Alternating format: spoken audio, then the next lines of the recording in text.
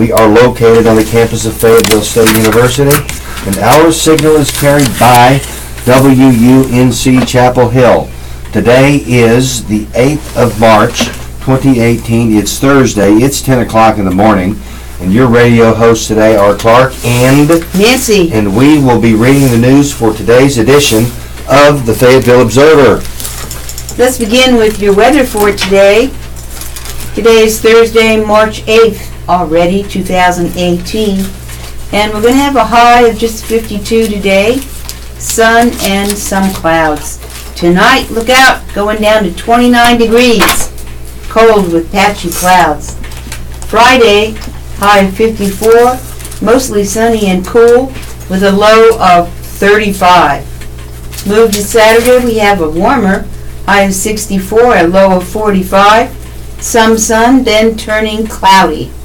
And Sunday, we have a high of 61, a low of 39, rain and a thunderstorm in the morning. So take your umbrella when you go to church. Going to Monday, we have a high of 55, a low of 32, cloudy and cool.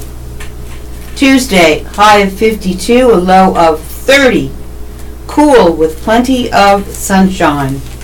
And Wednesday, a high of 53, mostly sunny and a low of 33. Let's look at our sun and moon. The sunrise today was at 6:36 a.m.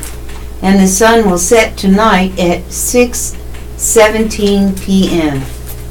How about our moon? The moonrise today is at 1:05 a.m. and our moon will set at 11:34 a.m. Tomorrow's sunrise will be at 6:35 a.m., 1 minute earlier than today, and the sun will set tomorrow a minute later at 6:18 p.m. All right, the phases of the moon. We have the last moon on March 9th. That's when you can see half and half. You have a new moon on March 17th. On March 24th, we have our first moon. And at the end of March, March 31st, we will have a full moon. And there's your weather for Thursday, March 8th, 2018 from the Fayetteville Observer. And today's Fayetteville Observer applause goes to David Nobles Jr. That's David Nobles Jr. of Fayetteville. He is the son of Rhonda and Eric Nobles. He was named to the Fall 2017 Dean's List at the University of North Carolina in Wilmington. Today in history. Today is Thursday, March 8th, the 67th day of the year 2018, and there are 298 days left in this year. Today's highlight: on March 8, 1965, the United States of America landed its first combat troops in South Vietnam as 3,500 Marines arrived to defend the U.S. Air Base at Da Nang. Wow. On today's date in history, in 1865, U.S. Commodore Matthew C. Perry made his second landing in Japan within a month. He concluded a treaty with the Japanese. On today's date in history, in 1874, the 13th President of the United States of America, Millard Fillmore, he died in Buffalo, New York at the age of 74. On today's date in 1917, Russia's February Revolution, referring to the old-style calendar, began. The result was the abdication of the Russian monarchy in favor of a provisional government, which was overthrown later by the same year by the Bolsheviks. And on today's date in history, in 1948, the Supreme Court in McCollum versus Board of Education struck down voluntary religious education classes in Champaign, Illinois public schools, saying the program violated separation of church and state. On today's date in 1988, 17 soldiers were killed when 2 Army helicopters from Fort Campbell, Kentucky collided in mid-air. And finally, on today's date in 1999, Baseball Hall of Famer Joe DiMaggio died in Hollywood, Florida at the ripe old age of 84. Birthdays today. Let me check to see if we have a celebrity birthday, and yes, we do. We have Hal Franklin. It's happy birthday to Hal Franklin and Rachel McCauley. Happy birthday, Hal Franklin and Rachel McCauley. Okay, happy birthday. Today's local celebrity birthdays. And other birthdays in the nation. Actress Sue Annie Langdon is 82. Songwriter Carol Bayer Sager is 74. Actor-director Mickey Dolenz of the Monkees, and also he played Circus Boy, if you remember that little television program way back in the 50s. Mickey Dolenz is 73. Singer-musician Randy Meisner is 72. Baseball Hall of Famer Jim Rice is 65. Jazz musician Billy Childs is 61 years old. NBC News anchor Lester Holt, he's 59. Actress Cameron Manheim is 57. Actress Andrea Parker is 48. Actor Freddie Prinze Jr. is 42. Rhythm and blues singer Camleah Williams of the 702, she is 40. Rock musician Andy Ross of the OK Go's is 39. And wrapping it all up is rhythm and blues singer Christina DeBarge is 28 years old today, 8 March 2018, Thursday. Let's look at Daybreak. What you need to know.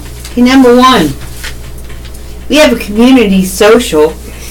The city of Fayetteville is hosting a Bridge the Gap community social today to talk about city projects and issues facing young people. The event will be from 5:30 to 8 p.m.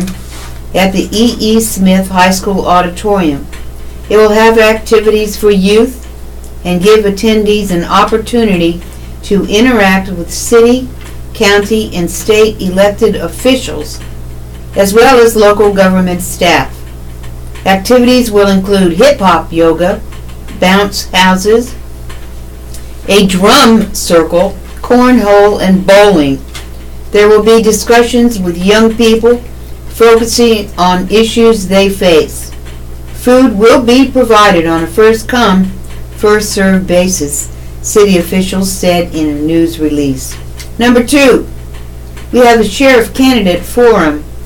The Fayetteville Republican Women's Club is hosting a forum featuring the Republican candidates for Cumberland County Sheriff today in the Pate Room at the headquarters library, 300 Maiden Lane. Affiliated clubs and interested residents are welcome to attend. The Republican Sheriff candidates are Charlie Baxley, Carlton Sally, Victor Starling, and LaRue Wyndham. And the doors open at 5:30 p.m.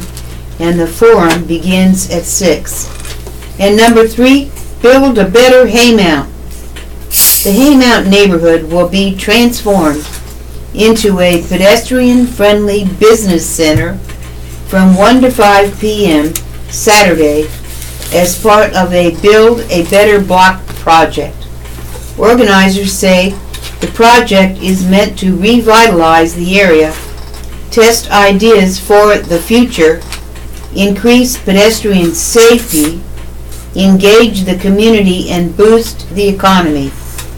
Hay Street, Morganton Road, and Fort Bragg Road will be transformed by narrowed traffic lanes, widened sidewalks, bike lanes, crosswalks, benches, and plazas. There will be music, art, food, a pet-friendly area, and other entertainment. Now we want to hear from you. Please submit your events in writing at least 10 days in advance. Email your calendar at fayetteobserver.com or fax your details to 486-3545.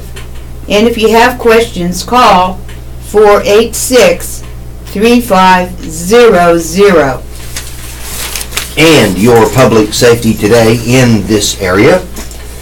We have some arrests in Cumberland County. Pamela Hux Austin, age 51, of the 100 block of Nelson Avenue, was charged Wednesday with larceny of a firearm, possessing a stolen firearm, breaking and entering, larceny and possessing stolen property.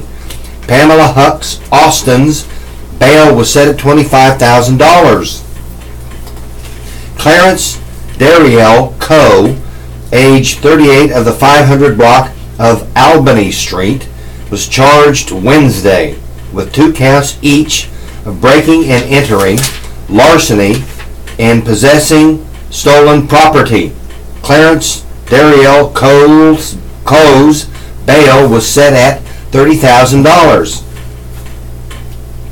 Harold Stephen Averitt, age 46, who is homeless, was charged Wednesday with violating the sex offender registry by failing to report a new address. How does a homeless guy report his new address? I don't know. That's a good deal. That is an interesting thing. Anyway, Harold Stephen Averitt, a homeless man, his bail was set at $20,000. Gregory James Jones Jr., age 18, of the 1000 block of Strickland Bridge Road, was charged Wednesday with breaking and entering a mobile vehicle, breaking and entering a motor vehicle, larceny, possessing stolen property, and obtaining property by false pretense. Gregory James Jones Jr.'s bail was set at $15,000. Gervais Jaquan McNatt, age 23, of the 2100 block of Hutchins Place, was charged Wednesday with robbery with a dangerous weapon and conspiracy. Gervais Jaquan McNatt's bail was set at $5,000. DeRavion McCoy, age 17, of the 400 block of Morley Drive, was charged Wednesday with discharging a firearm into occupied property and misdemeanor vandalism. DeRavion McCoy, his bail was set at $1,000. William Scott Martin, age 31, of the 5800 block of Columbine Road, was charged Wednesday with possession of firearm by a felon and discharging a weapon into a moving vehicle. William Scott Martin's bail was set at $135,000. Casey Jerome Wright, age 48, of the 1500 block of Granite Square, was charged Wednesday with 2 counts of violating the sex offender registry by failing to report to the sheriff's office to register as an offender within 3 days and by living within 1,000 feet of the First Start Child Development Center on the 1400 block of MacArthur Road. Casey Jerome Wright's, age 48, his bail was set at $25,000.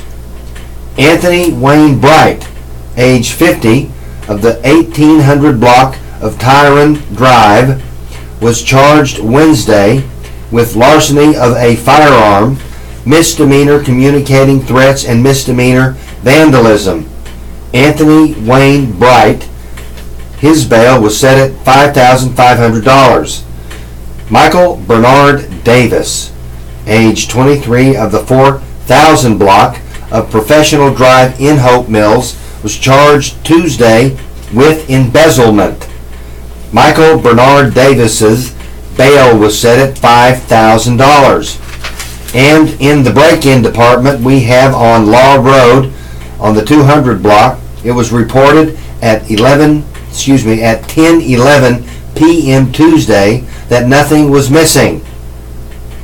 On Platinum Street, on the 600 block, it was reported at 8:53 p.m. Tuesday that nothing was missing. And on Double Oaks Drive, that was reported at 12:26 p.m. on Monday that kitchen appliances, a washing machine, propane heater, bed rails, and a hospital bed was taken. On Hope Mills Road, in Hope Mills, on Hancock Street, it was reported at 10:37 a.m. Monday that a refrigerator and a grill that was taken. And also again in Hope Mills on Sanders Street, it was reported at 5:28 a.m. on Monday that a printer was taken. And in Parkton, on Lake Upchurch Drive, it was reported at 8:46 a.m. on Monday that nothing was missing, but there was damage to the walls and couches, and that damage to the walls and couches was estimated to be $7,000. And lastly, there is a theft in Hope Mills. Edwin McVeigh Mosley reported at 1:36 p.m. on Monday that 2 air conditioner units valued at $2,500 each were stolen from his home on Willard Drive. And that wraps up your public safety for today, the 8th of March, 2018. Clark, how many millions of dollars do you think the baseball stadium cost? What's that? Any idea how many millions of dollars the baseball stadium is going to cost?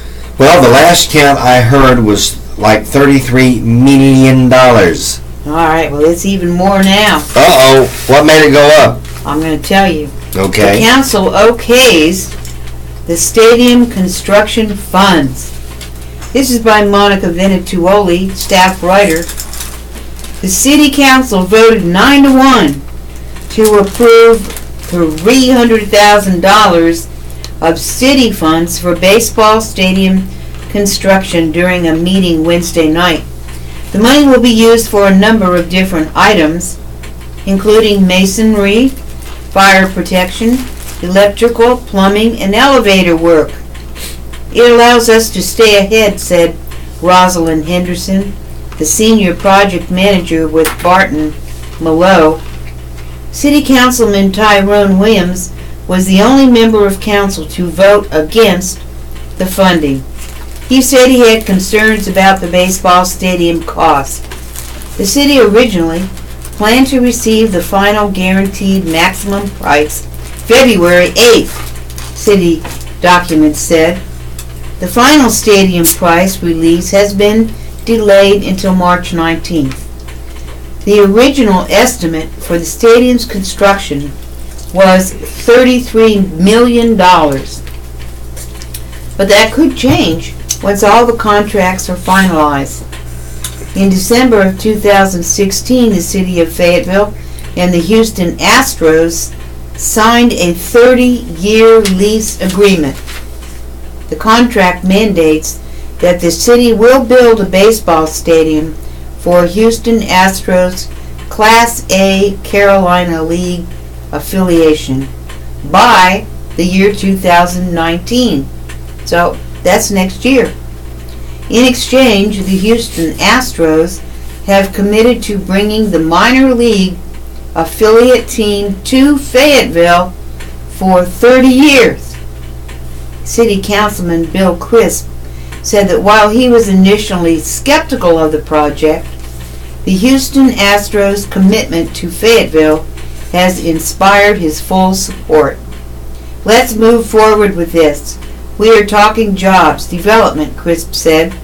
I don't think we should even refer to it as a ballpark. It's going to be a stadium, and we'll be able to use it for a number of occasions that take place here in Fayetteville. The city also set a public hearing date for the parking lease agreement with Prince Charles on March 19th. Based in Durham, Prince Charles Holdings is investing more than, listen to this, Clark, $60 million in private projects surrounding the stadium. The projects include a renovation of the Prince Charles Hotel into apartments, other residential space, and commercial areas. City has agreed to have Prince Charles Holdings build the parking deck and sell it back to the city at a cost of more than $14.8 million. Now, staff writer Monica Venituoli can be reached at mvenituoli@fayetteobserver.com, or you can give Monica a call at 486-3596. And now we have a little something of interest from the Live Wire, as written by the Observer staff. And the title is Copper Brass Assistance is Most Likely in Raleigh. Question: I cannot find any businesses that will restore copper items and brass. Can you help me? Signed, NY of Fayetteville. Answer: in the past, Livewire would have suggested Minot Restoration in Aberdeen, where the owner used to polish all types of metal items, including brass, copper, and silver, to a mirror finish before lacquering them. Alas, it appears that Minot Restoration is no longer in business. The former phone number is no longer in service. However, do not despair. Mumford Restoration in Raleigh repairs, refinishes, and restores copper and brass items. The business is at 8813 Gulf Court, and the number is 919-214-9890. Also in Raleigh, North Carolina, located at 5815 Hillsborough Street, is the Brass and Copper Polishing Works, and their number is 919-851-2590. The second question for the Live Wire is, do you know of anyone who could use Paula Deen and Southern Lady magazines? I have almost all of them since they have been published. However, I have some conditions on this free gift. I prefer them going to a culinary arts program or such rather than being just cut up for pictures and little things like that. This was submitted by NG of Fayetteville. Answer: we checked with the Fayetteville Techcom Call, which is the Fayetteville Technical Community College Culinary Arts Department. Chairman Carl Miller told us that the FTCC department, like most others he knows of, has gone digital in order to save space. We also checked with the folks at the Fayetteville Senior Citizen Center on Blue Street. They told us thanks, but they have more magazines than they can handle right now. It's a generous offer. If we do hear of anybody who could use your magazines, we will be happy to pass that along to them. Now, these questions were submitted to Roger Mullen, staff writer of the Fayetteville Observer. Livewire seeks to answer your questions of general interest and consumer topics. Initials are used to identify the questioners when names are given. If you would like to contact Livewire, you may do so at livewire@fayobserver.com, or you may call Livewire at this number. Get your pencils, here it goes, 910-486-3516. All right. Michael Futch, a staff writer, has written Work Begins on the Friendship House. And there's a picture here of the participants clapping hands at the conclusion of a groundbreaking ceremony for the Fayetteville Friendship House on Wednesday. Construction is underway on the Friendship House Fayetteville campus, which will include a spread of 3 homes and a pavilion in the Haymount district. We're shooting for midsummer for completion, said Andy Ryan, Executive Director of Service Source, North Carolina, one of the primary sponsors of the Friendship House. Ryan was among an estimated 150 people who attended the Friendship House groundbreaking ceremony Wednesday. "We are so happy," said Tara Hinton, Community Relations Manager for the State Regional Office of Service Source in Fayetteville. "This is the 5th Friendship House in the whole world, and it's in Fayetteville." Now, what is the Friendship House, you might be asking?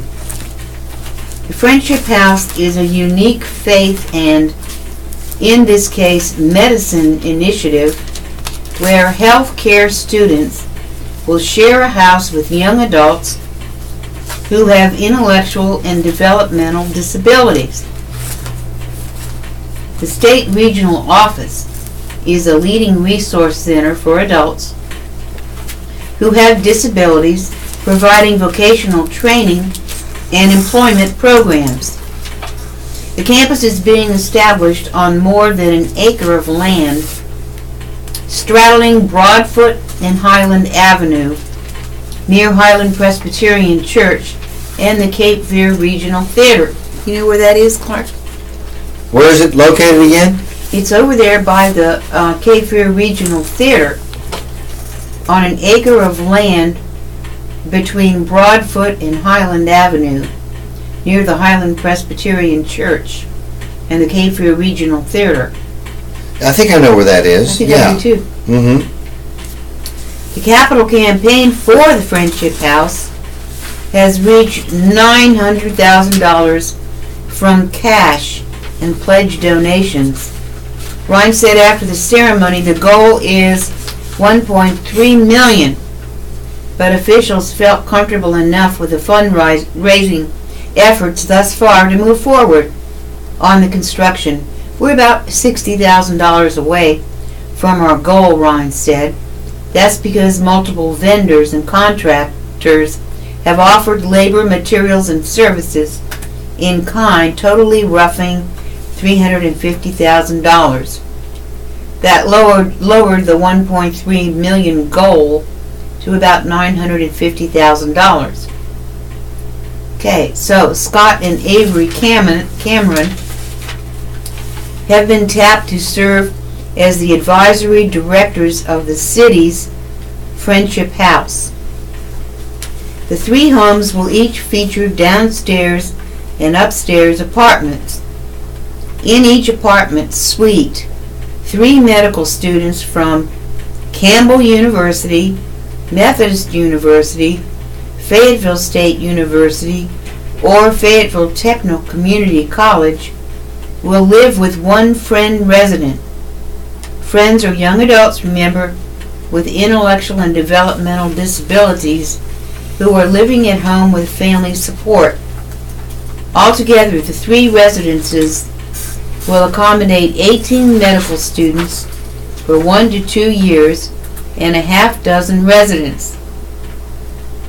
The friend residents will be able to stay for up to 7 to 9 years, according to Hinton. Hinton said a vetting process is being formed for a growing list of interested families of potential friend residents. Plans are to start the application process within the next 2 months. So let's get busy, Ryan said to the crowd before a contingent of 13 dignitaries donned construction hard hats and used gold shovels to break the dark soil. Let's start raising the roof. The time now, ladies and gentlemen, is 10:30 in the morning on the 8th of March, 2018. It's Thursday. I would like to remind everyone out there that this is the Southeastern North Carolina Radio Reading Service, a United Way partner agency. We broadcast from the campus of Fayetteville State University, and our signal is carried by WUNC Chapel Hill. As a nonprofit agency, we rely on your public donations, and we request your support to continue our services. When making charitable donations, please keep the Southeastern North Carolina Radio Reading Service in mind. Our post office box number is 35029, Fayetteville, North Carolina 28303. If you have any questions or comments, please call us at 910-672-1600 or call the toll-free number 844-709-5656. And I would also like to remind everyone out there about the Gates for Golf and Country Club Tournament fundraiser. Yes, it's the 8th annual golf tournament for the blind and visually impaired. It costs $250 per team or $65 per player. Lunch and dinner is provided.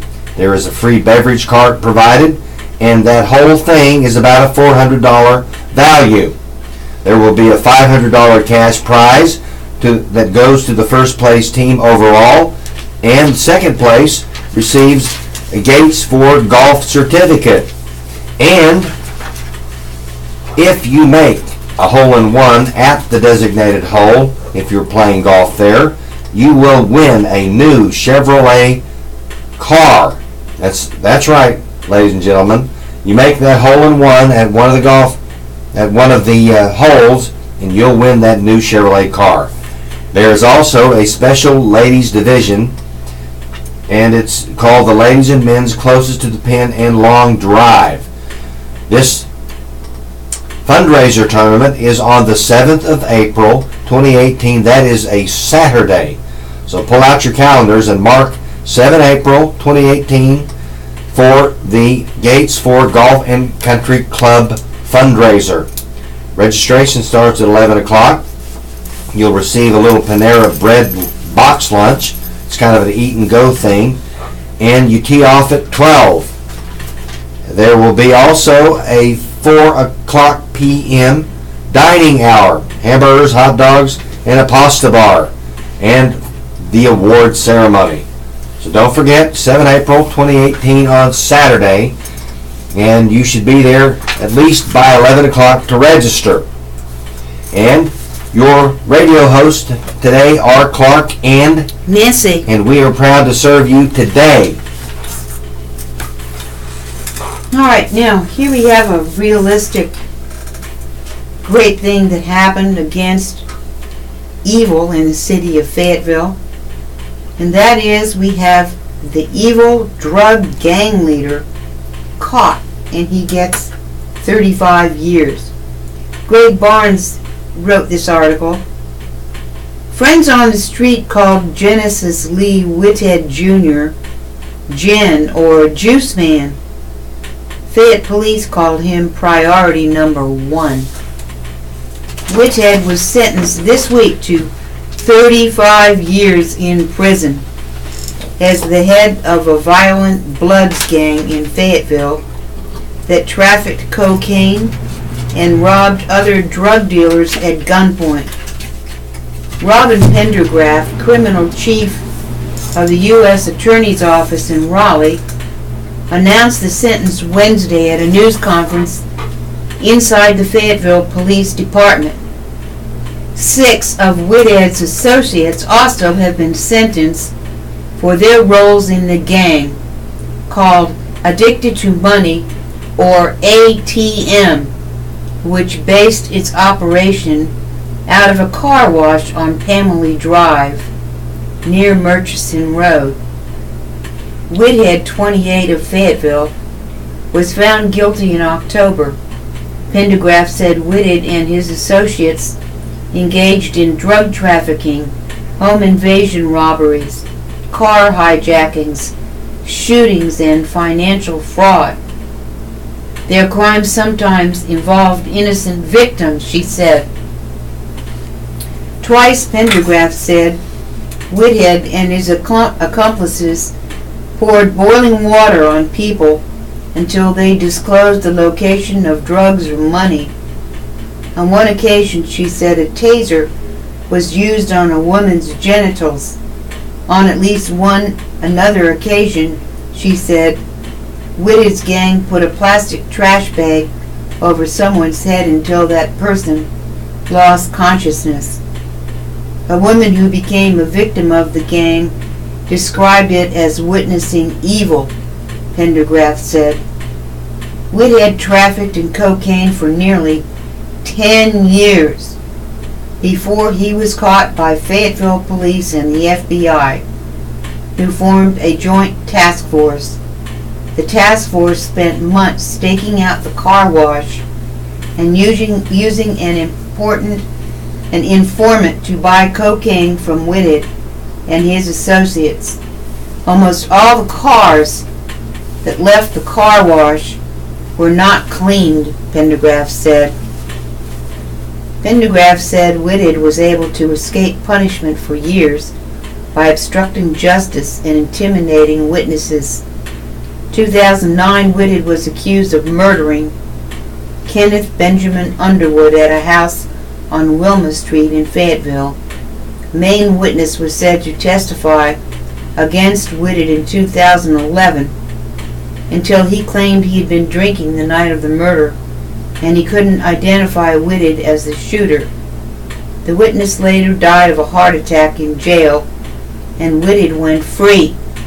Police say his reputation on the streets grew after that. This is happy day, Pendergraft announced at the news conference. We are coming back again and again, as long as it takes to defeat drug traffickers. Her message to drug dealers and other criminals. We're not going anywhere. Fayetteville Police Chief Gina Hawkins also said that when the police department needs more resources, it will turn to its state and federal partners. But people need to help too. We need the community's voice to identify criminals and help lock them away. Whithead comes from a family with a long history of violence and crime. His father, mother, and stepfather have all been convicted of selling drugs, prison records show. 2 years ago, a jury found Jimmy Lee Underwood of Vander was justified in the fatal shooting of Whithead's cousin, Derek Whithead, a neighbor whom Underwood said had threatened and intimidated him for 10 years. During the trial, Whithead's relatives threatened retaliation.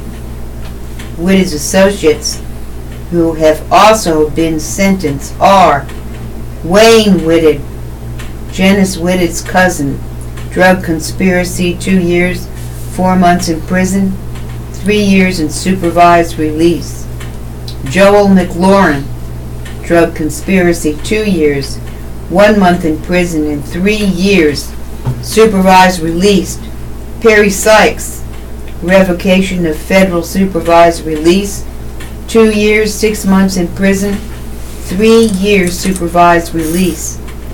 Kenneth McMillan, drug distribution, 6 years in prison, 3 years supervised release.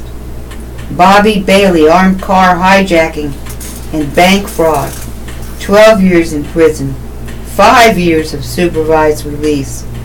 And Erica Johnson, bank fraud, 1 year, 2 months in prison, 5 years supervised release.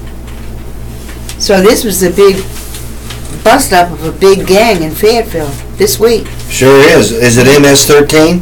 No, this is not that one.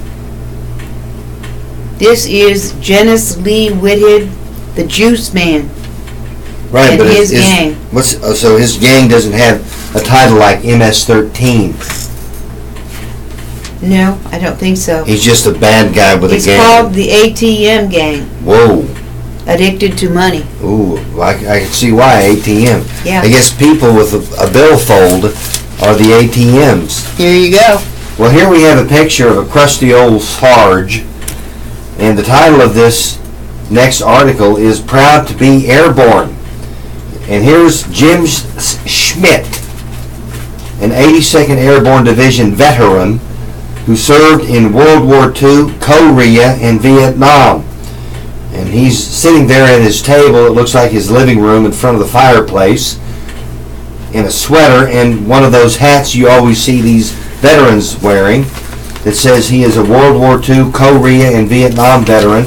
And it's got the brass rank of Sergeant Major on it, or Command Sergeant Major on it. I can see the wreath around the star, and a set of jump wings with 3 little stars on it. And they call those in the active Army mustard stains. That means when you see a pair of jump wings, whether it's the basic, the senior, or the jump master wings with a mustard stain on it, that means that they've jumped into a combat zone. So he's done that 3 times. And so it says here, the 90-year-old veteran fought in 3 wars that began at the ripe old age of age 14. Let's read about this. This is Wow. from Amanda Dolasinski. She's a staff writer. Let's see what we can find out about this crusty old Sarge. By the time Jim Schmidt was 16 years old, he was a seasoned combat veteran who'd fired dozens of mortar rounds at German tanks before he was discovered and kicked out of the Army and the Navy. Whew. Now, at age 90 and living right here in Fayetteville, Jim Schmidt, hearing and airborne wing tattoos have faded a little bit. So his hearing is shot, and now his tattoos are fading. But not much more has changed with good old Jim Schmidt, the old Sarge. The surly veteran who jumped into Sicily with the 82nd Airborne Division during World War II at the ripe old age of 14 does not understand what all the fuss is about as he recalls his service to the nation.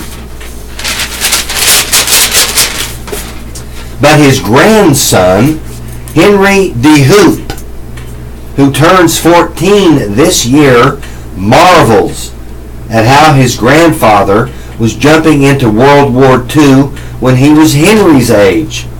His grandfather's stories made an impression on this young lad.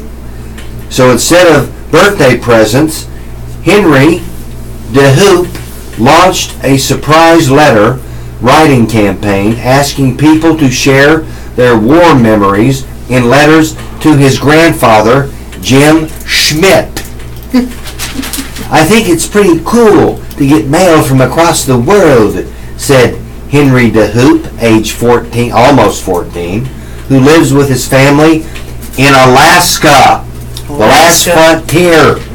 Wow. In January, Henry posted his request on Facebook. So far, his grandfather has received 18 letters from Alaska, North Carolina, Texas, Oklahoma, California, and Belgium. I was amazed I started to get these letters, said Jim Schmidt. You kinda enjoy it, that gruff old Sarge said. Henry said to his grandfather, that's Henry DeHoop, who's the little 14-year-old, well, almost 14. He said to his grandfather that he enjoys his daily walk to the mailbox, where he may find cards filled with the memories of war. No matter his age, his grandfather holds on to his airborne personality, tough and patriotic. Henry said, I get really proud. I can't believe it myself sometimes. It just makes me so proud of what my grandfather has done for the United States of America. Jim Schmidt joined the Army just as the Great Depression era Civil Conservation Corps was disbanding.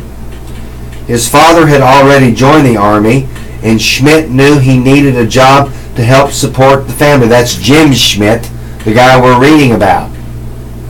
He had seen Parachute Battalion, a 1941 war film starring Nancy Kelly, and he knew he wanted to be an airborne trooper.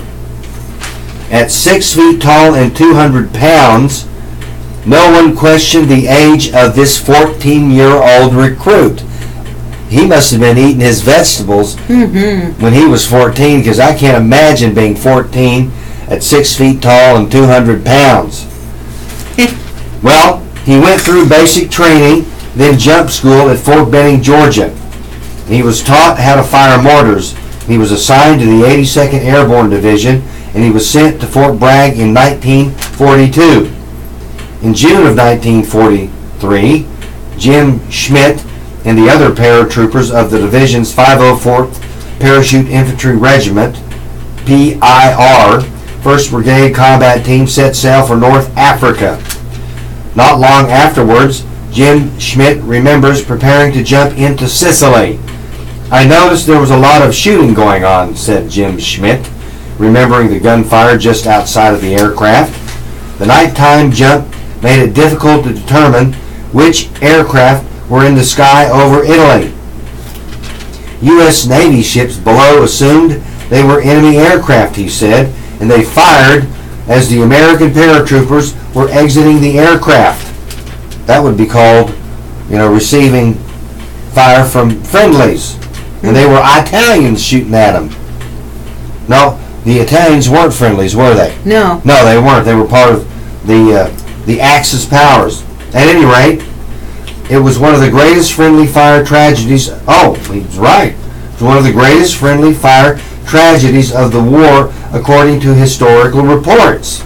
Oh, those are from the Navy ships. Yes, that would be called fratricide. Jim Schmidt remembered something wet hitting his face, but he did not realize it was blood until he hit the ground. Jim Schmidt landed in a vineyard. Once on land, Jim Schmidt pulled out his cricket signal, a small steel device that made a distinct clicking sound when pressed. They used to sell those during Halloween, remember, Nancy? The crickets. I like those. Yeah. At any rate, the paratroopers used them to find each other in the dark. And they marched all night, he said. We had to pick up our mortars and start moving out. Because Jim Schmidt had injured his shoulder during the jump, he was eventually moved to a medical tent for a few days. His mother, unaware that he had enlisted in the Army, was notified of his injury. She wrote a letter to President FDR, Franklin Delano Roosevelt, asking why her teenage son was fighting in the war. Not long afterwards, troops located Schmidt and shipped him back to the United States. It's kind of like that movie, Saving Private Ryan. But this is the real thing right here. Undeterred, Jim Schmidt went out to a Navy recruiting office the day after he returned to the United States. And again, no one questioned his age because of his size. 6 feet tall, 200 pounds. And he was assigned to an ammunition ship. In a few months, the Navy discovered his true age and he was booted out of the Navy. Finally, after 4 years, when he turned 18, Jim Schmidt re-enlisted in the Army. And he was given the rank of sergeant and assigned to the 508 Parachute Infantry Regiment. He went to Germany and remained in Germany until 1946. Jim Schmidt was next sent to Japan to be part of the campaign in Korea. He served as a platoon sergeant for an infantry unit. After his retirement, Jim Schmidt would say Korea was the most difficult war because of the frigid and cold temperatures. When he returned to the United States, Jim Schmidt asked to join the 7th Special Forces Group. And in 1962, he deployed to Laos as part of the efforts in the Vietnam War. Jim Schmidt was responsible for planning patrols through the thick jungle and recruiting tribesmen from the mountains. I think they call those montyards.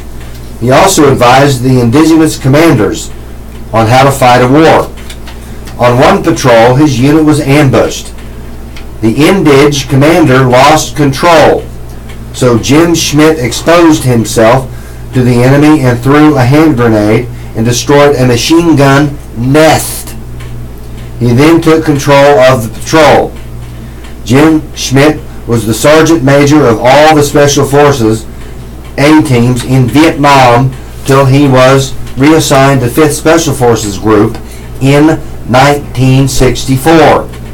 Among his awards and decorations are the Silver Star with 1 oak leaf cluster, the Bronze Star Medal with 2 oak leaf clusters, the Purple Heart Medal with 1 oak leaf cluster, the Air Medal with 1 oak leaf cluster, the World War II Victory Medal, European, Africa, Middle Eastern Campaign Medal, and the Army of Occupation Medal with Germany and Japan clasp. He returned to Fort Bragg in 1965 and was promoted to a job at a university. A desk job would never satisfy Schmidt, so after 22 years of service and 3 wars, he decided to retire, sort of.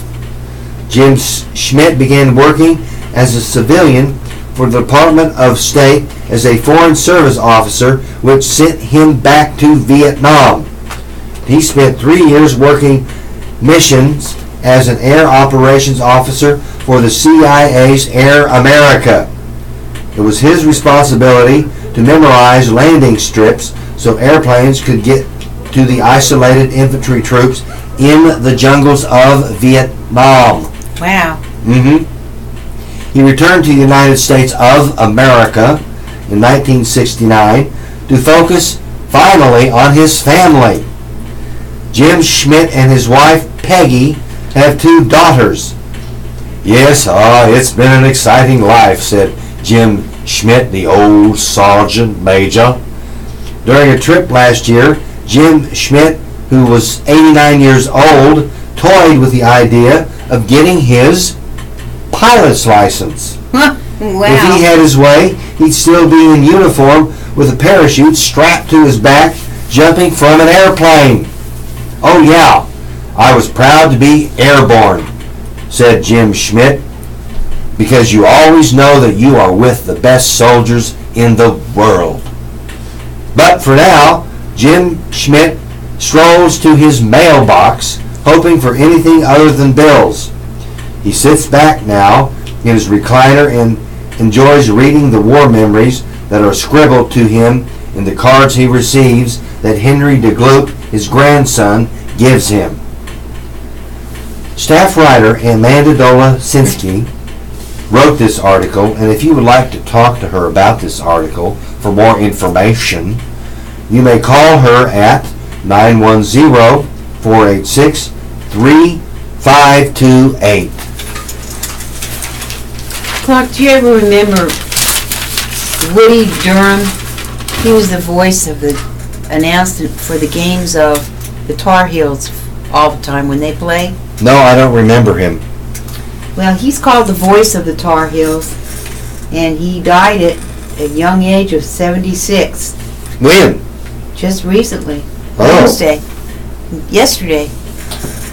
Chapel Hill, Woody Durham, the retired voice of the Tar Heels, who called North Carolina football and basketball games for 4 decades. That's 40 years. 40 years? Oh, seriously? He died Wednesday. He was only 76. Son Wes Durham said his father died from complications of the neurocognitive disorder that prevented him from public speaking, school spokesman Steve Krishner said. Durham called UNC games from 1971 through 2011. Wow. Listen to this. He worked more than 1,800 games with a voice that became inextricably tied to some of the school's most unforgettable victories. That included the 1982 and 1993 NCAA basketball championships under late Coach Dean Smith as well as the 2005 and 2009 titles under Roy Williams. Atlantic Coast Conference Commissioner John Swafford, the former athletic director at UNC, compared Durham's voice to gospel to generations of Tar Heels who trusted his every word. Williams called it a very sad day for everyone who loves the University of North Carolina. It's ironic that Woody would pass away at the start of the postseason in college basketball because this was such a joyous time for him, Williams said. He created so many lasting memories for Carolina fans during this time of year. It's equally ironic that he dealt with a disorder for the final years of his life that robbed him of his ability to communicate as effectively as he did in perfecting his craft. Durham called 23 bowl games, 13 Final Fours in his career. He spoke during the public memorial following Smith's death in February 2015. Durham said in an open letter to fans in 2016 that he had been diagnosed with primary progressive aphasia, which affects language expression. Our family is grateful for the incredible support my dad and our family received throughout his illness, said Wes Durham, a broadcaster who works ACC games. From the medical teams to the general public, it's been amazing. We hold to and will always cherish the wonderful memories he left for our family and Carolina fans throughout the world. Goodbye, Woody. I love the way he talked. Wow. Well, I'd like to say that the residents are warned of a phone scam. Not a phone scam. By Nancy Cleary, staff writer. Fayetteville police are warning residents about a phone call scam in which a caller tells the unsuspecting victim that a family member has been kidnapped. Fraud investigators have received several reports of the scam recently, police said in a news release. The scam is not unique to Fayetteville and has been reported across the country. A suspect calls and claims to have kidnapped a family member and demands money. The caller says the victim must immediately do an electronic transfer of money to keep the family member from being harmed. In many cases, the caller may have personal information, including names of the victim and other family members. Some victims have reported hearing background noise that is produced in an effort to show that the kidnapped family member is present and in immediate danger, said the police. The caller is demanding and may tell the victim to stay on the phone until the money transfer has been received. Anyone who receives such a call should try to use another telephone if possible and call 911 while the scammer is still on the line. If family or friends are able to do that, they will have them call 911 from another room. A text message can be sent to 911, but the first thing to put in the message is the address where the victim is. Call if you can, text if you can't, the release said. This is another phone scam in which people try to con money out of victims. Be suspect of anyone calling and asking for personal information. Anyone with information or those who believe they would have been scammed should call the department's fraud unit at 910-433-1885. Or you can submit a tip online at or tips can be submitted online at FayNCCrimeStoppers.org or at p3tips.com. If you want to talk to Nancy McCleary, call her at 910-486-3568.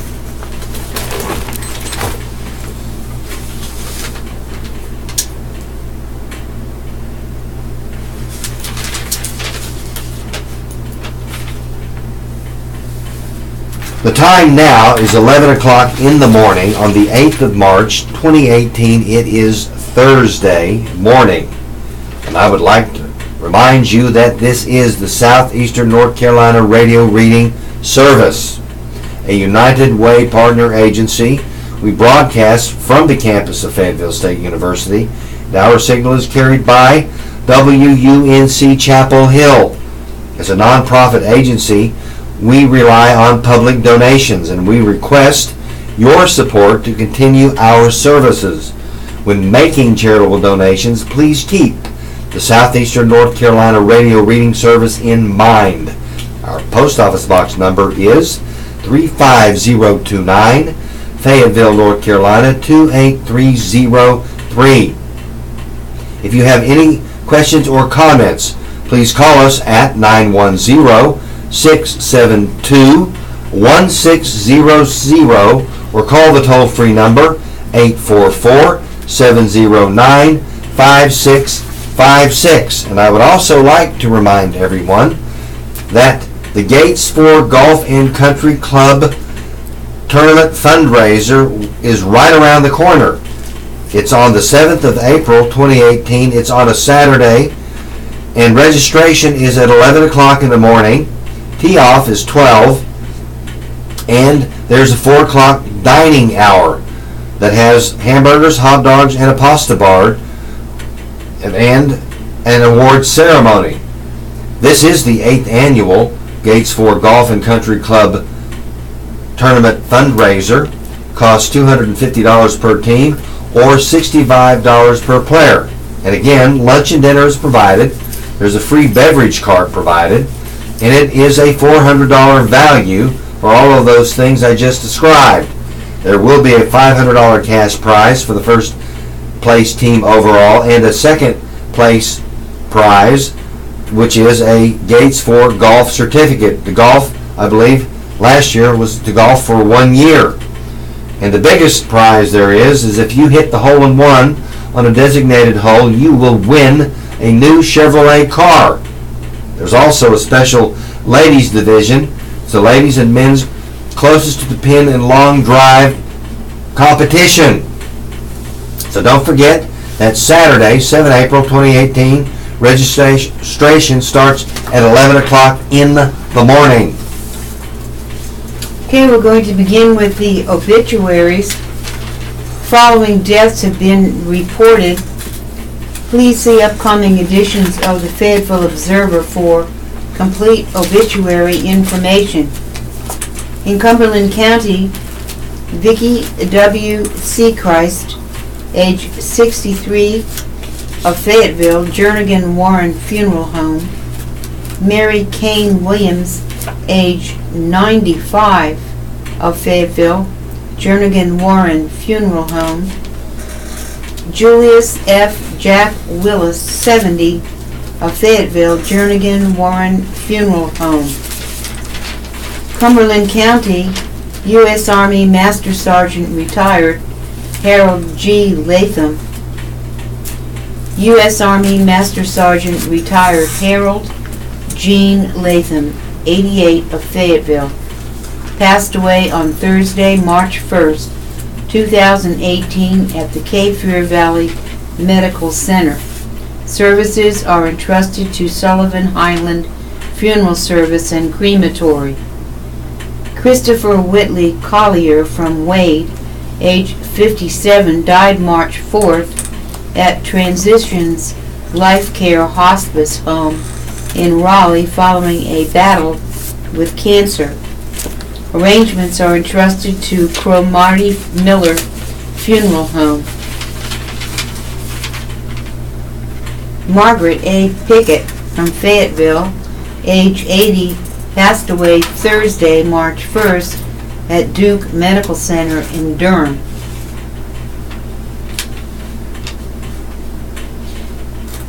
Please visit thefloydmortuary.net. Lorraine Honeycutt Kite. Lorraine, age 72, died Saturday, March 3rd, 2018. Arrangements by McNeil Mackey Funeral Home of St. Paul's. Leonard Gerald Thompson, Fayetteville, age 67, passed away on Saturday, March 3rd, 2018. Services are entrusted to Fayetteville Cremation Services. Linda Elizabeth Thompson, age 64, of Fayetteville, died on Friday, March 2nd, 2018. Services are entrusted to Rogers and Brees Funeral Home. Thomas Franklin Bell, age 81, of Fayetteville, died Monday, March 5th, 2018. Lafayette Memorial Park is where he will be buried, and it's Cunningham and Sons Mortuary. Jeanette C. Bowen of Hope Mills, age 93, died Tuesday, March 6, 2018. Reeves Funeral Home. Tasha Robertson Leak, 39, of Fayetteville, died Saturday, March 3rd, 2018. Cunningham and Sons Mortuary. Quansetta Shanice Daniels of Fayetteville, age 26, died Saturday, March 3rd, 2018. Wiseman Mortuary. Allison Thomas, age 29, of Fayetteville, died Saturday, March 3rd, 2018. Rogers and Brees Funeral Home. Rachel Ann Owens, age 64, of Fayetteville, died Wednesday, February 28, 2018. Rockfish Memorial Park Wiseman Mortuary. Lily Mae Simpson of Fayetteville, age 76, died Friday, March 2nd, 2018. Wiseman Mortuary. Charles Ernie Miles of Fayetteville, died Tuesday, March 6, 2018. Butler Funeral Home in Stedman. Michael McLaurin of Fayetteville, age 56, died Saturday, March 3rd, 2018. Colvin Funeral Home and Crematory. Virginia Howell McFall, age 92, of Fayetteville, died Tuesday, March 6, 2018. Rogers and Brees Funeral Home. Ida Mae Burney, age 88, of Bladenboro, died Tuesday, March 6, 2018. Rogers and Brees Funeral Home.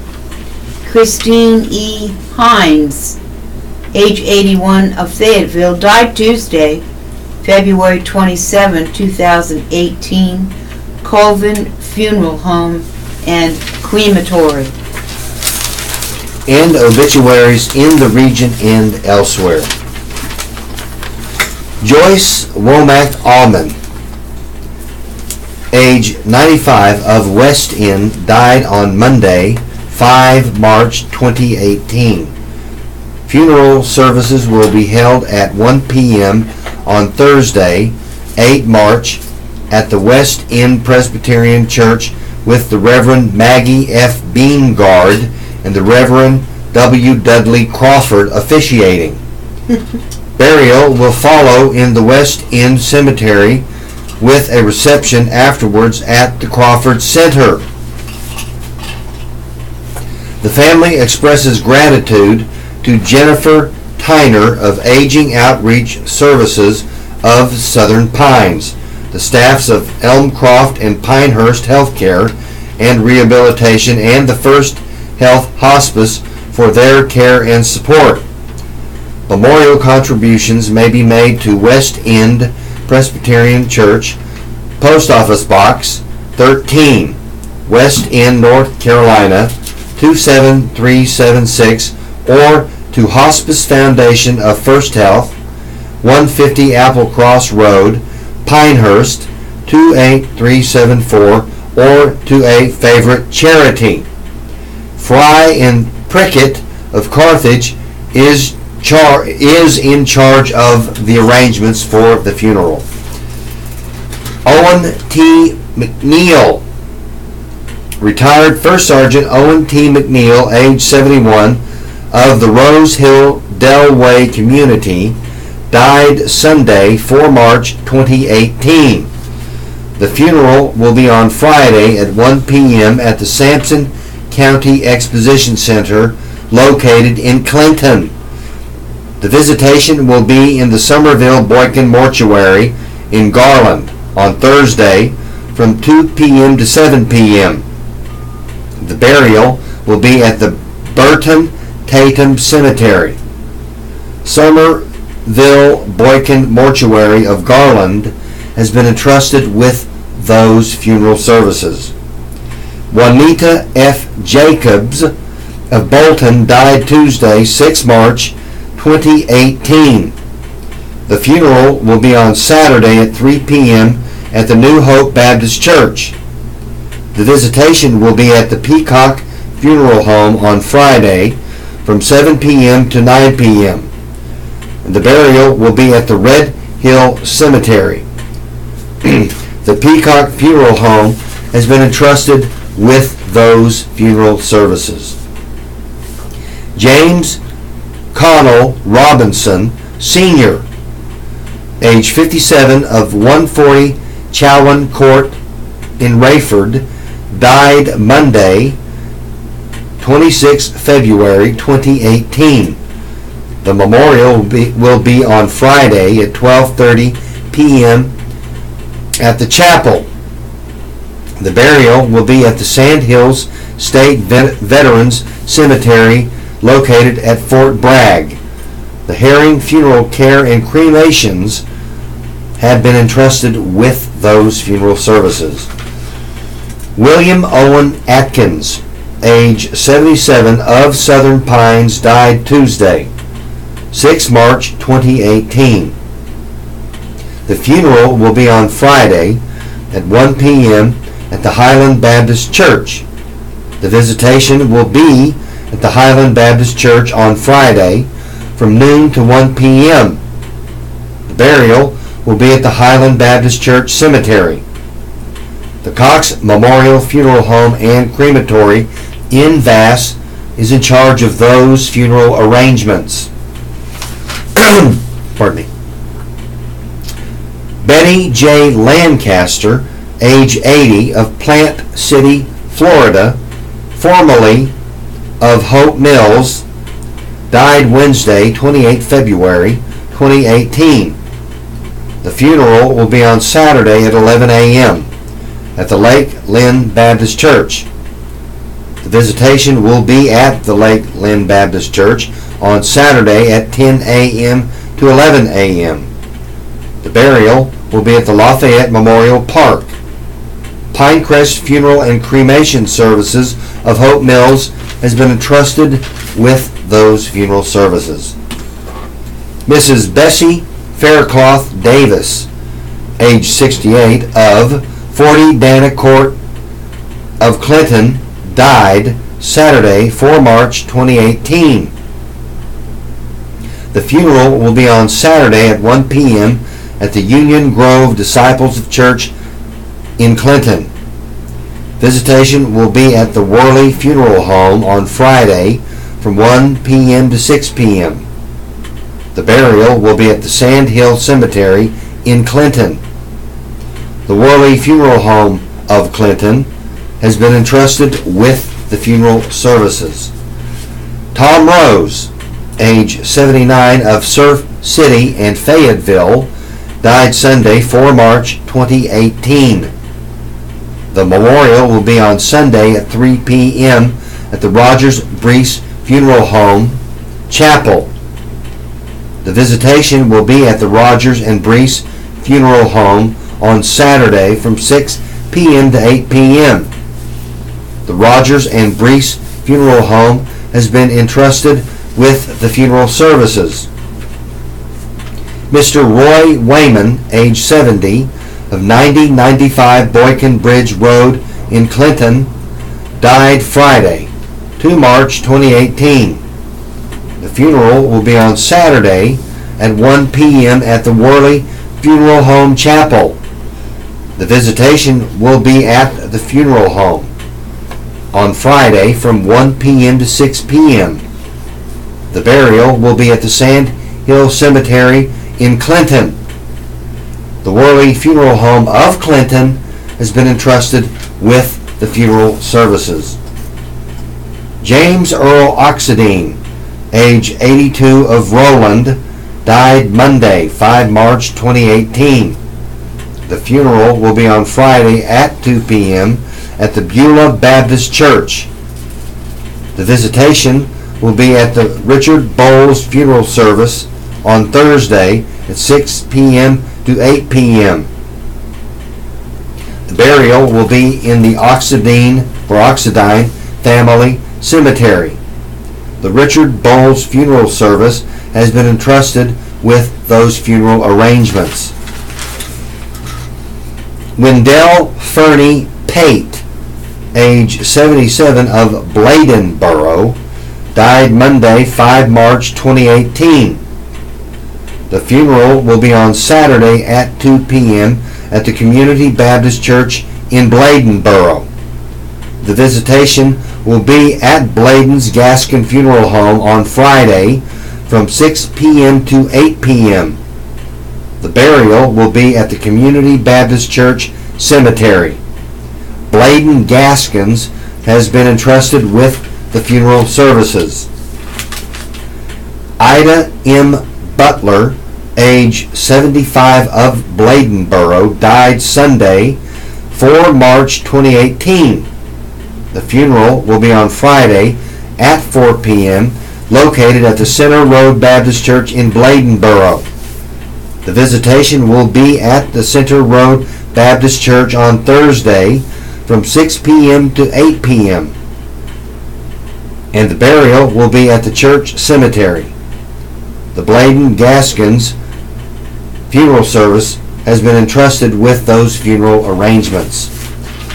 This concludes today's obituaries for the 8th of March 2018, Thursday.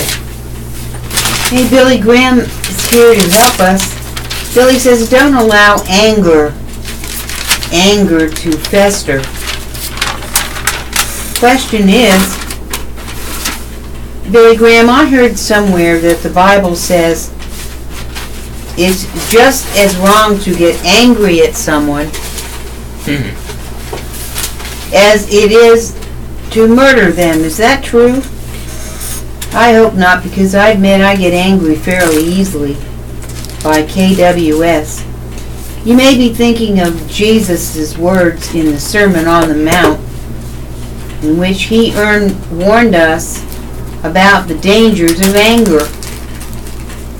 He declared, "It was said to the people long ago, 'You shall not murder, and anyone who murders will be subject to judgment.'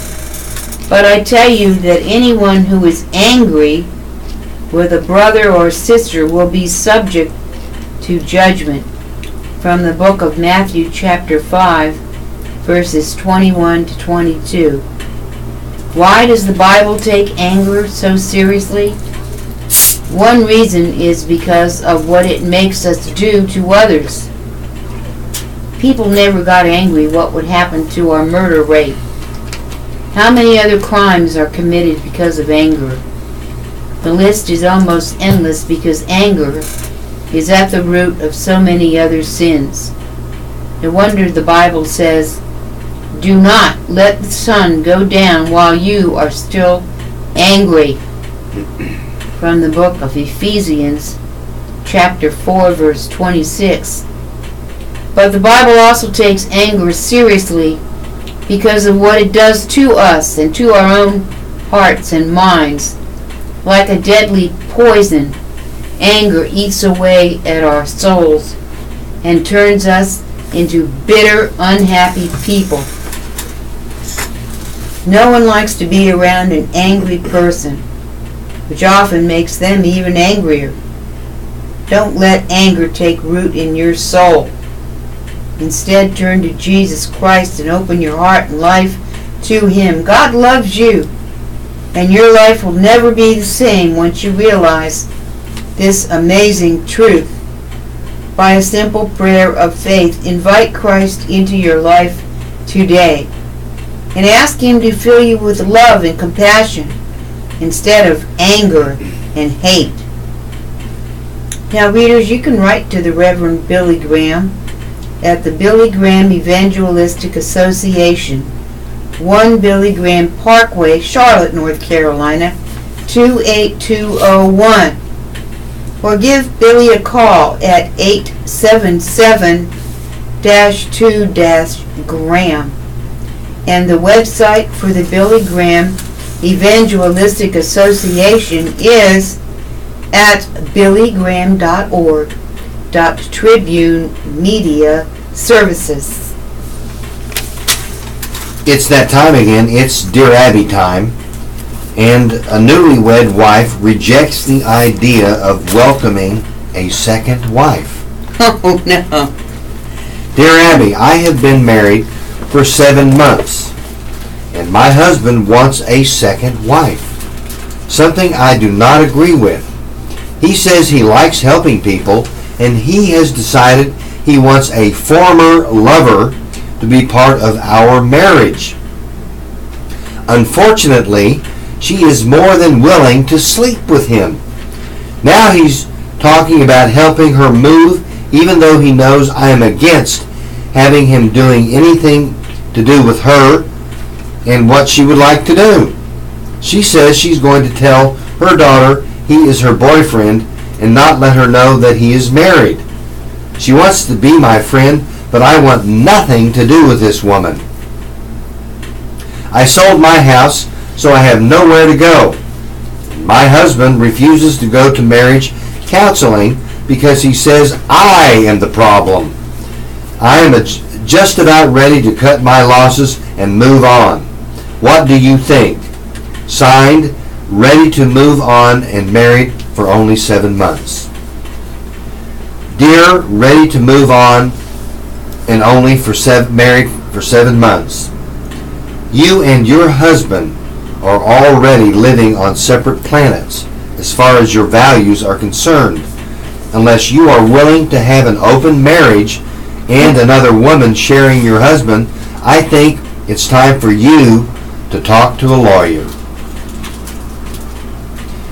Dear Abby, while flying across the country with my toddler son, he started screaming hysterically as the plane began its descent. Nothing I could do would calm him down. I tried giving him a bottle.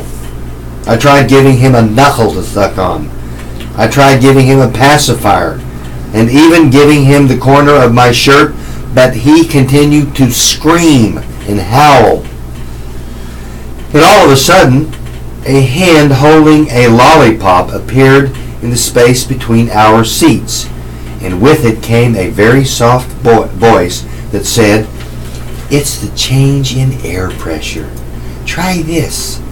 I took what turned out to be a sugar-free lollipop, and sure enough, the moment I unwrapped the generally frowned upon treat, my toddler son began sucking enthusiastically on the lollipop, and he calmed down and sat quietly until the plane came to a stop on the tarmac.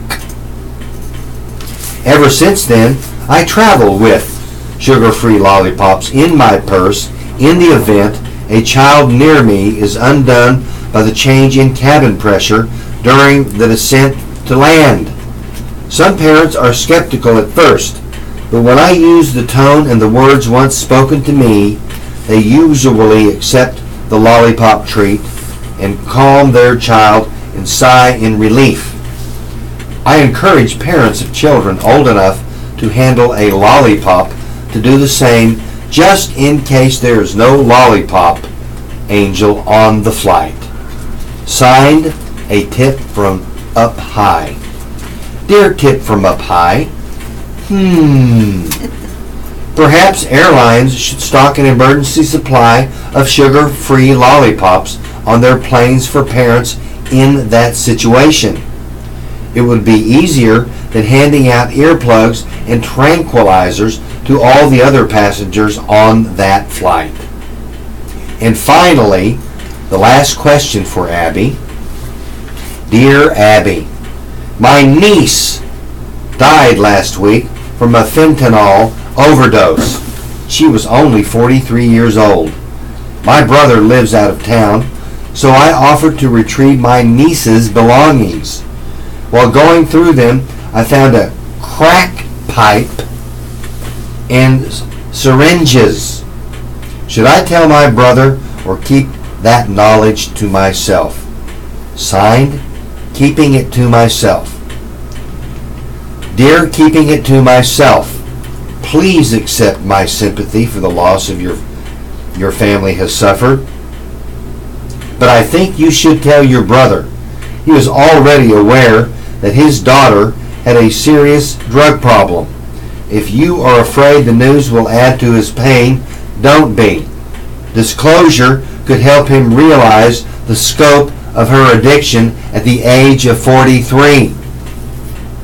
Readers, if you would like to write Abby, you may do so by writing Dear Abby, Post Office Box 69440, Los Angeles, California 90069. Can you imagine that? Imagine what? Having your spouse ask for you to bring in a second spouse to live with you? You're referring to the first, yeah. Dear Abby? I can't believe that. You know what, I was thinking that couple lives in Utah. Yeah, one of those. Yeah, well, the Mormon religion, No, I they believe, can do that. LDS, Latter-day Saints, they're allowed to have several wives, I believe. They are. Are they? I read about What it. you got now, Nancy? All right, dun-dun-dun-dun, it's the horoscope time by Stella Wilder. I hope all of you are listening. Now, if you were born today, you know how to navigate the darkness so that when the time comes, you can burst into the light with confidence and a healthy dose of joie de vivre. Indeed, your life is sure to offer up alternating periods of hardship and ease in equal measure. Pisces, February 19th through March 20th. Pisces, it's essential that you try to think the way others do today, or you're likely to fall hopelessly behind. Keep at it. Aries, March 21st to April 19th.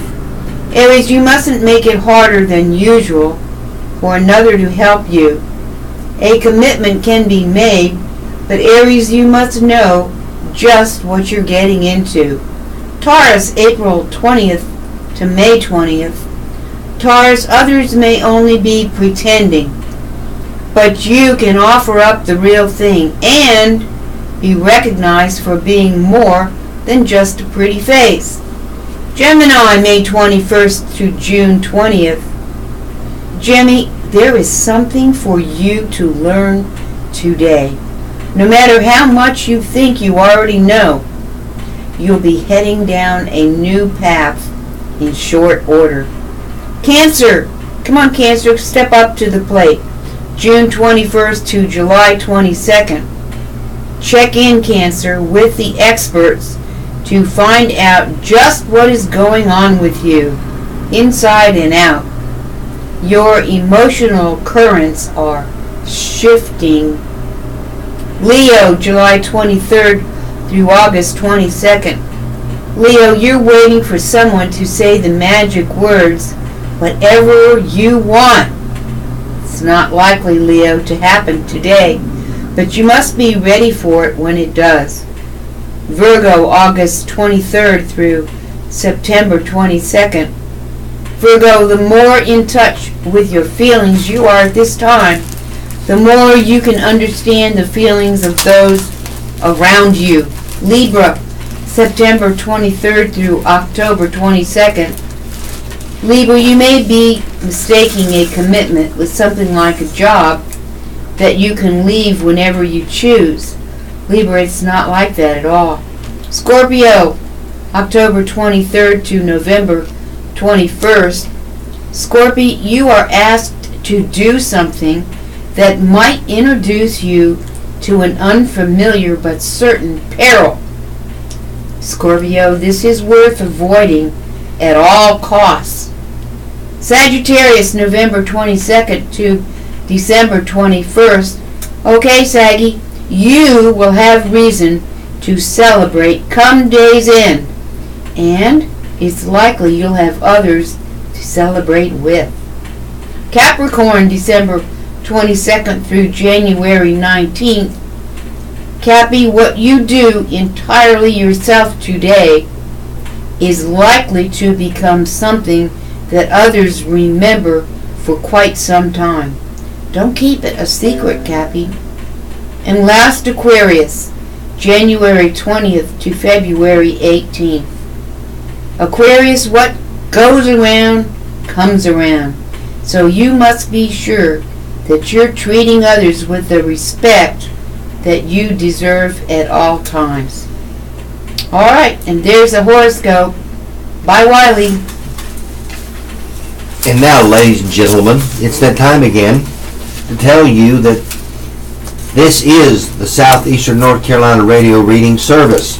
It is a United Way partner agency.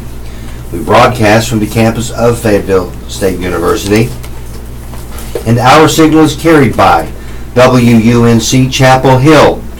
As a nonprofit agency, we rely on public donations. We request your support to continue our services. When making charitable donations, please keep the Southeastern North Carolina Radio Reading Service in mind. Our post office box number is 35029, Fayetteville, North Carolina 28303. If you have any questions or comments, please call us at 910-672-1600 or call the toll-free number at 844-709-5656. The time now is 11:32 in the morning. It is 8 March 2018. It's Thursday. And this is a reminder that the Gates Ford Golf and Country Club Tournament fundraiser is coming upon us. It's less than a month away. The date is 7 April 2018. It's on a Saturday. Registration is at 11 a.m. in the morning, and tee-off is at 12 noon. At 4 p.m. there's a dining hour that will have hamburgers, hot dogs, and a pasta bar. And following that, there will be an award ceremony. It costs $250 per team, or $65 per player, to be part of that golf tournament fundraiser for the blind and visually impaired. And it is the 8th annual Gates Ford Golf and Country Club Tournament fundraiser. There's a $500 cash prize for the first place team overall, and the second place team receives a Gates Ford Golf certificate, and I believe that golf certificate allows you to play at Gates Ford for a year. I'm not sure, but that's what it was last year. I'll double check when I leave today. There will also be a new Chevrolet car for the person that scores a hole-in-one on a designated hole that will be chosen later on this month. There's also a special ladies division, which is the ladies and men's closest to the pin and long drive competition. Remember